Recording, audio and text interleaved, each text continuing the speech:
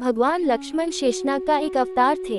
लक्ष्मण शेषनाग का एक अवतार है जिस नाग पर भगवान विष्णु क्षीर सागर में विश्राम करते हैं, जो दूध का सागर है। शेषनाग सभी नागों के राजा हैं।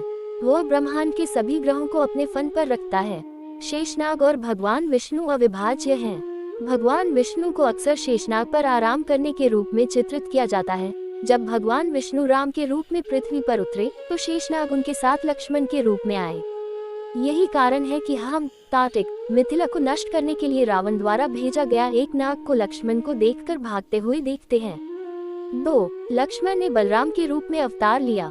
लक्ष्मण ने एक बार कहा था कि चूंकि वह राम से छोटे हैं, इसलिए उनके बड़े भाई की प्रत्येक आज्ञा का पालन उन्हें करना था। यही कारण है कि बड़े भाई बनने की उनकी इच्छा अगले अवतार में पूरी हुई। जबकि भगवान विष्णु छोटे भगवान कृष्ण बने, शेषनाग बड़े भाई बलराम बने। लक्ष्मण शेषनाग के अवतार थे और शेषनाग विष्णु से अविभाज्य हैं। इसलिए जब विष्णु राम के रूप में पृथ्वी पर अवतरित हुए, शेषनाग ने लक्ष्मण के रूप में अवतार लिया, और जब विष्णु ने बाद में कृष्ण के रूप में अवतार लिया तो शेषनाग उनके बड़े भाई बलराम के रूप में उनके साथ थे।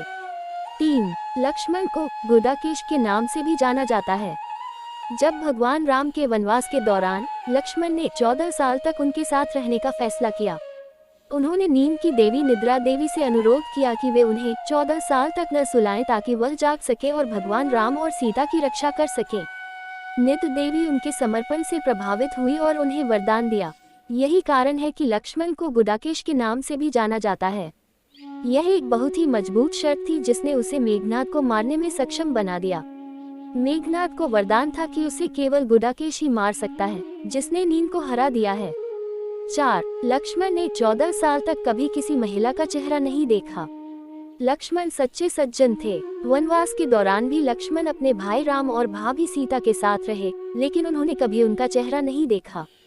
उसने केवल उसके चरणों को देखा। जब सुग्रीव ने उन्हें सीता द्वारा फेंके गए आभूषण दिखाए, जब रावण उन्हें लंका ले जा रहा था, तो लक्ष्मण केवल सीता की पायल की पहचान कर सके। उन्होंने कहा कि उन्होंने पूजा में उनके पैरों पर सिर रखते हुए उन्हें देखा था। वह किसी अन्य आभूषण को पहचानने में सक्षम नहीं था क्योंकि उसने कभी भी उन्हें करीब से देखने का अनुमान नहीं लगाया था। 5. लक्ष्मण ने रावण के पुत्र इंद्रजीत का वध किया था। युद्ध के बाद ऋषि अगस्त्य अयोध्या आए। ऋषि ने कहा, मेघनाद कोई साधारण असुर नहीं था, वह इंद्रलोक का विजेता था। उसके पास त्रिमूर्ति, ब्रह्मास्त्र, नारायणास्त्र और पाशुपतास्त्र के 3 परम हथियार भी थे, और वह केवल उसी व्यक्ति द्वारा मारा जा सकता था जिसने 14 साल तक किसी महिला का चेहरा नहीं खाया, सोया या नहीं देखा। लोग हैरान थे कि लक्ष्मण इन शर्तों को कैसे पूरा कर सकते हैं। लक्ष्मण ने समझाया कि वह रात में राम और सीता की रक्षा के लिए 14 साल तक नहीं सोए थे। अपनी मां को वनवास जाने से पहले रानी सुमित्रा ने उन्हें सोते समय राम और सीता की रक्षा करने के लिए कहा था। उसने 14 साल तक नहीं खाया क्योंकि राम ने उसे खाना दिया था, लेकिन उसे खाने के लिए कभी नहीं कहा। लक्ष्मण अपनी वफादारी में मानते थे कि उनका जन्म भगवान राम की सेवा के लिए हुआ है, और इसलिए उन्होंने बिना बताए कभी कुछ नहीं किया।